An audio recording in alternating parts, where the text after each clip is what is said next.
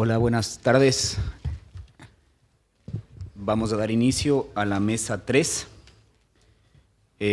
con el tema cláusulas APIC Plus o TRIPS Plus en propiedad intelectual en el ámbito de los tratados de libre comercio. Para ello me voy a permitir presentarles a los ponentes de esta mesa.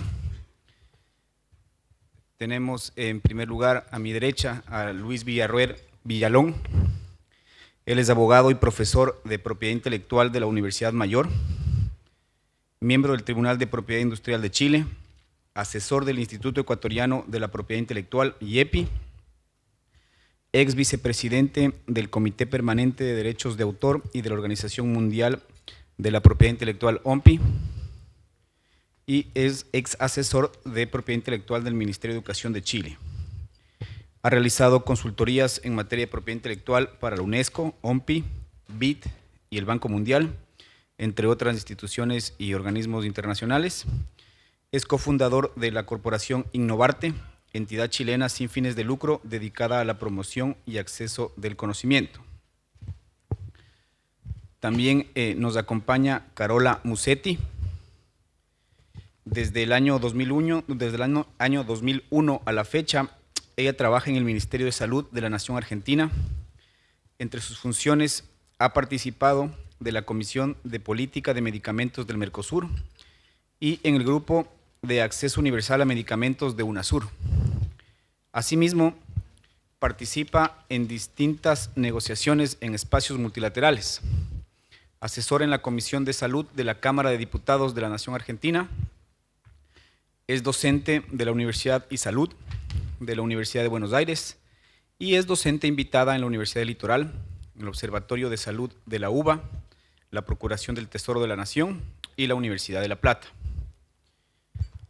De igual forma, nos acompaña Mariano Genovesi. Él es abogado, tiene una maestría en propiedad intelectual por la Universidad George Washington. En su pasado reciente, el señor Genovesi se ha desempeñado como consultor del Banco Interamericano de Desarrollo BID, la UNCITAD, la OMPI y el Gobierno del Perú. Ha trabajado en temas de transferencia de tecnología, sobre todo en el campo farmacéutico, y la implementación legislativa y reglamentaria de las disposiciones de propiedad intelectual de los tratados de libre comercio. Es el gerente de Asuntos Jurídicos y de la Propiedad Intelectual de la Cámara Industrial de Laboratorios Farmacéuticos Argentinos. Dicho esto, vamos a empezar con las ponencias, cada una aproximadamente de 20 minutos. Tiene la palabra Luis Villarroel. Gracias.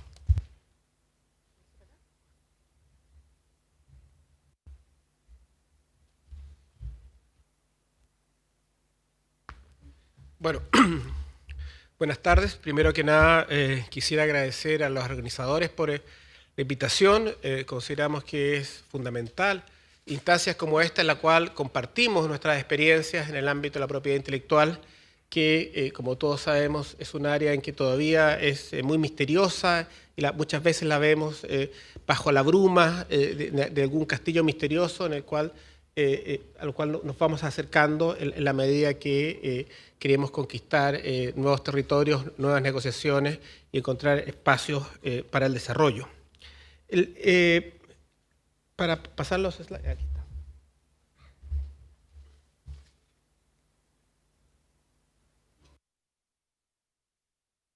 Entonces, lo que va a ser mi presentación, espero no más de 15 minutos, es hacer una introducción a lo que corresponde las obligaciones de los ADPIC y su relación con las nuevas obligaciones que han ido imponiéndose a través de los tratados de libre comercio, que son las que nosotros llamamos disposiciones que son ADPIC Plus. Y de manera previa también hacer algunas consideraciones respecto a lo que ha significado y por qué hemos llegado a tener este tipo de obligaciones que de una manera evidente restringe la libertad que tienen nuestros países para establecer políticas de propiedad intelectual que estén de acuerdo con las necesidades y nuestras realidades.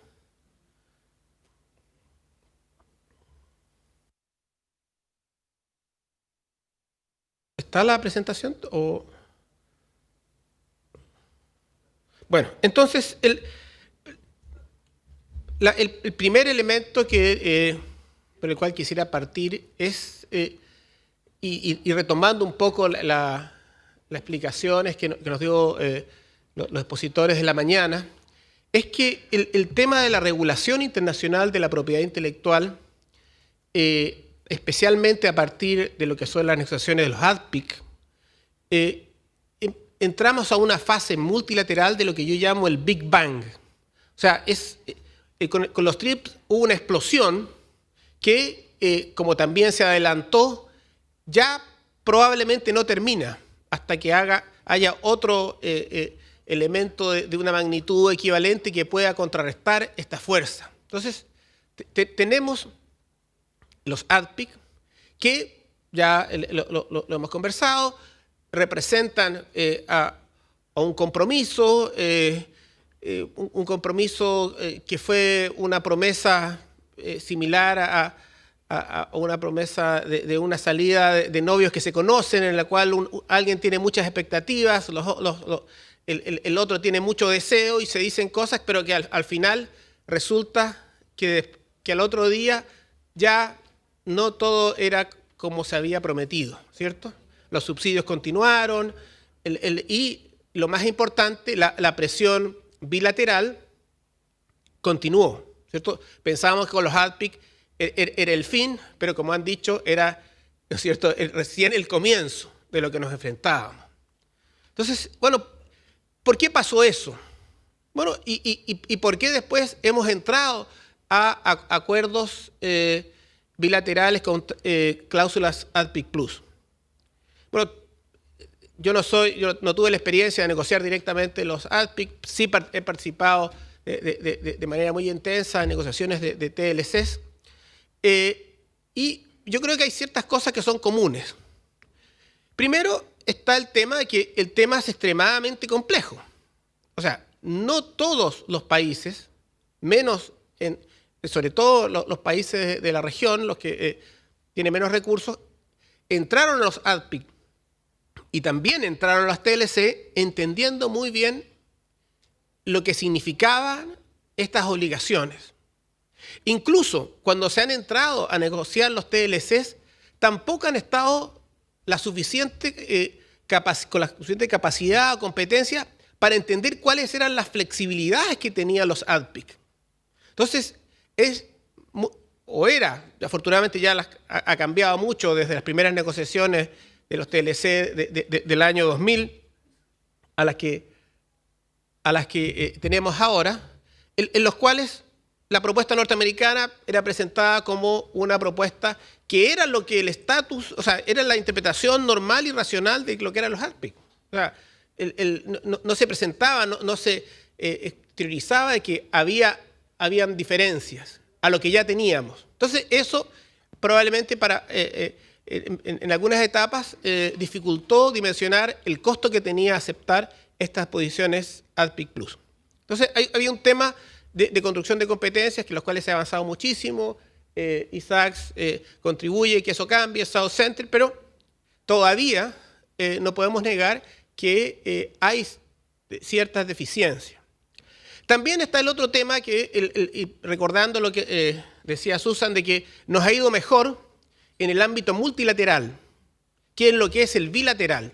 O sea, nosotros podemos atajar los goles, metemos uno allá, pero cuando llega a la bilateral no pasa nada. Bueno, la explicación, mi interpretación, es que cuando uno negocia en Ginebra, lo hacen los más competentes que tiene el país, la gente que está más informada, que está en la meca, ¿no es cierto?, de la propiedad intelectual, que tiene muchos recursos. South Center puede consultar, uno mismo se apoya.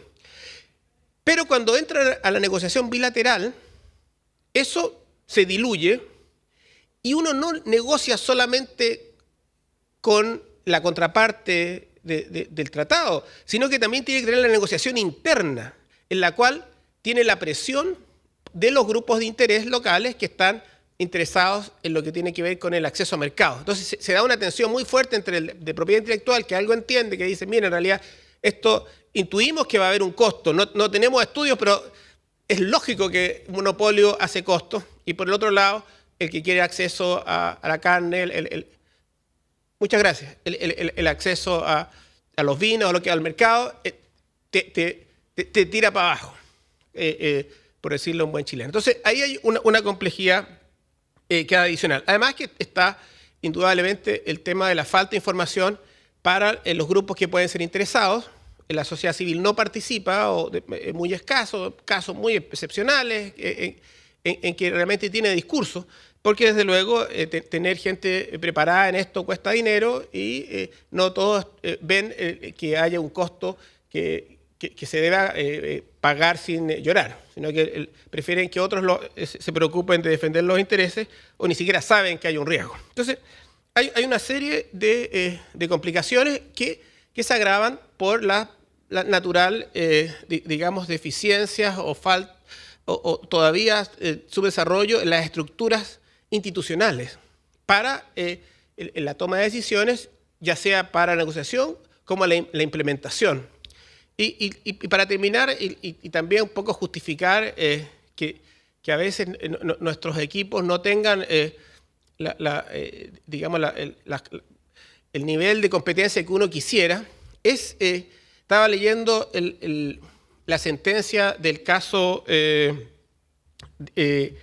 que en Estados Unidos se deja sin efecto la patente sobre el gen del cáncer de mama, ¿cierto? Myriad, en el cual el juez Scalia, que es uno de la Corte Suprema que concurre, él escribe en su voto concurrente, dice, concurro con los informes que se han dado para justificar la decisión de que no debiera ser patentable, pero dice, yo por mi propio conocimiento no podría decirlo, y ni siquiera podría decir, basado exclusivamente en lo que yo sé, en que creo que es así, pero bueno, dado que están estos informes, me sumo. Entonces, evidentemente, si en Estados Unidos la Corte, que tiene mayores recursos en términos para análisis y que elige una sentencia entre 1000, y no como en nuestras Cortes Supremas que revisan cientos de miles de casos hasta los más pequeños, entonces, bueno, es comprensible que les hayan dificultades para dimensionar efectivamente todo lo que implica estas normas de propiedad intelectual. Entonces, ya sabemos, y esto pensando en la audiencia no de esta sala, sino que quienes nos siguen por internet, el recordar cuáles son las principales obligaciones de los ADPIC en esta materia. Primero que nada, nos establece la obligación de dar patentes para procesos o productos para todos los ámbitos de la tecnología, no discriminar, nos establece un plazo mínimo de protección, hay limitaciones a las excepciones a los derechos de las patentes, sujetándolos a la llamada regla de los 3 pasos. Y estas obligaciones no solamente están referidas o estas restricciones a la soberanía para el tema del diseño de propiedad intelectual en el área de patentes, sino que también respecto a otras disciplinas que muchas veces son miradas, digamos, sin darle la significación para salud, pero que sí la tienen, como son las normas de derecho de autor. Entonces, el principal efecto de TRIPS es que nos limitó, nos privó de las libertades que tuvieron los países desarrollados para generar industrias locales basadas en limitación. Y el mejor ejemplo de que un nivel de propiedad intelectual que sea realista, dadas las condiciones de un país, permite generar una industria farmacéutica, es el caso de la India, que solamente vino a dar patentes para productos del año 2005 y es ahora uno de los principales productores de fármacos del mundo. Entonces, eso demuestra que, de manera evidente, que no necesariamente un nivel de propiedad intelectual alto es necesario para tener éxito en la investigación y el desarrollo. Entonces, para que podamos dimensionar cuáles son las restricciones que imponen ahora las cláusulas ADPIC Plus, debemos recordar, porque uno no valora lo que tiene hasta que lo pierde, ¿cierto? Que conozcamos qué es lo que tenemos ahora para generar un equilibrio dentro de los espacios que tenemos disponibles. En primer lugar, los ADPIC no definen el objeto de la patente. O sea, ¿qué es lo que es un invento? Y eso es una tremenda flexibilidad que muchas veces se pasa por alto. En la medida que se defina el invento de una manera tal que sea solamente aquello que implica una creación humana para transformar o que permite transformar o modificar la materia o la energía existente en la naturaleza para proveer una solución a una necesidad, es que inmediatamente excluimos del objeto de las patentes a todo lo que ya existe en la naturaleza. O sea, y eso tiene una gran implicancia pensando en los productos biológicos. O sea, en la medida que nosotros hacemos una definición de invento que está restringida de esta manera, nos evitamos el problema que alguien vaya a patentar una secuencia genética. Porque así como lo reconoció Miriam, después de un gran juicio que solamente pueden hacer partes con muchos recursos, se llega a la decisión que la medida que las secuencias genéticas pueden darse de manera aislada también en la naturaleza, no es posible establecer una patente sobre secuencias genéticas, aun cuando estén aisladas. Lo mismo ocurre en Estados Unidos con el caso de Prometheus versus Mayo, en la cual también la Corte Suprema, de una manera muy progresista, señala que no es válido una patente de un método para hacer unos procesos de medición, unos kits de medición para la aplicación de unos medicamentos, la medida que se basaba en principios o leyes naturales, tampoco era susceptible de una patente. Entonces, en la medida que hacemos una buena definición de invento, nos vamos a estar excluyendo situaciones que no tienen el mérito para hacerlo.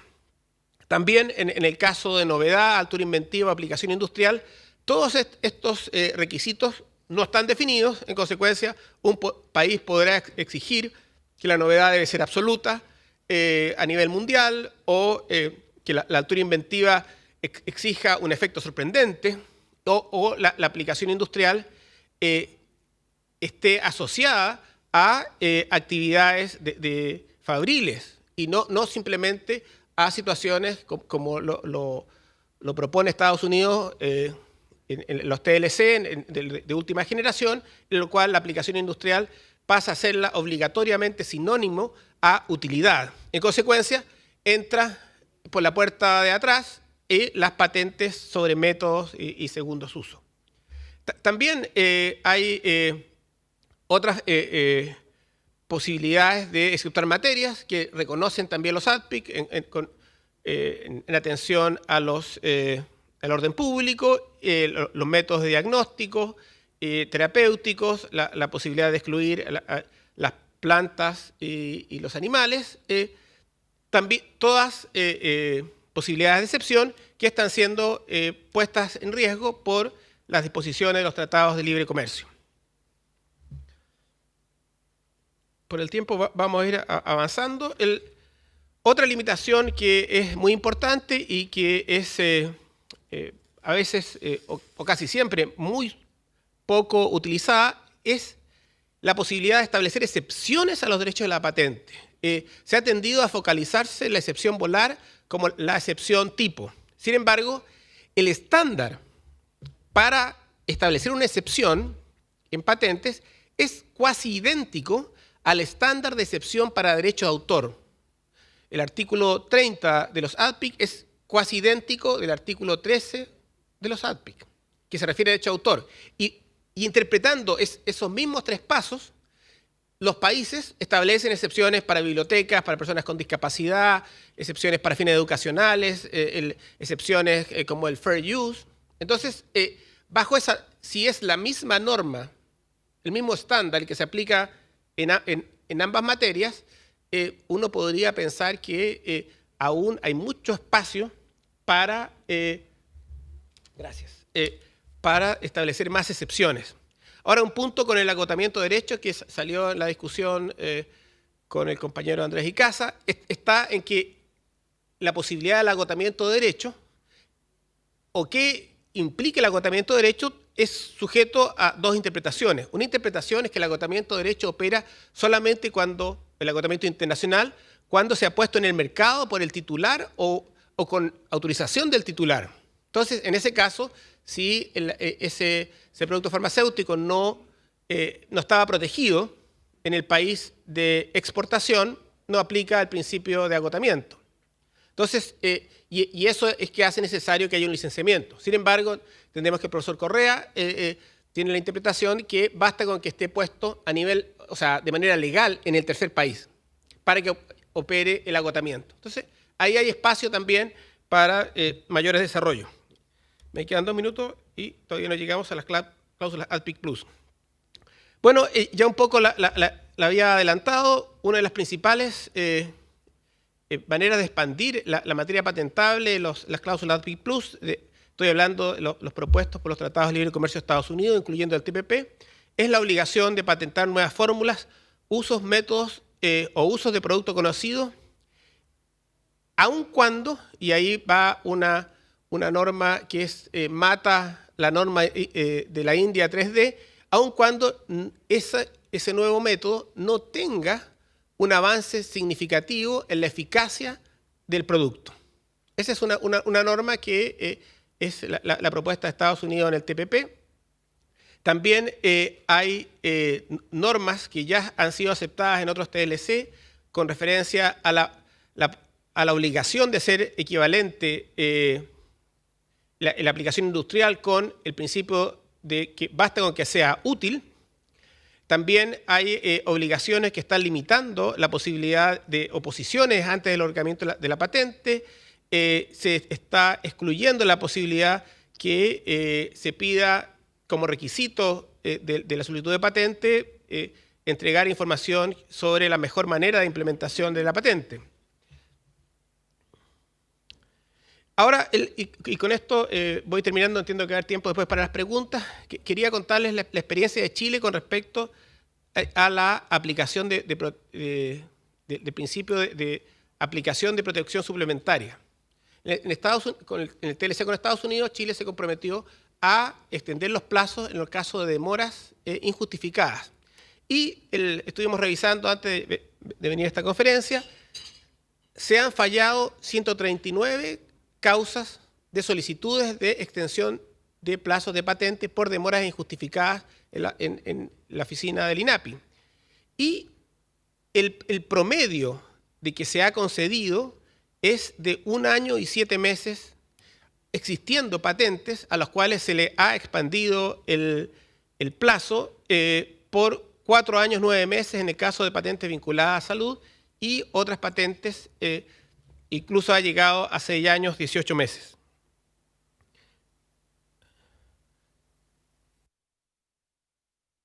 Entonces, como conclusión, creemos fundamental que se reconozca que cada una de las disposiciones que están en los tratados de libre comercio significan algo. No hay accidente que estén ahí.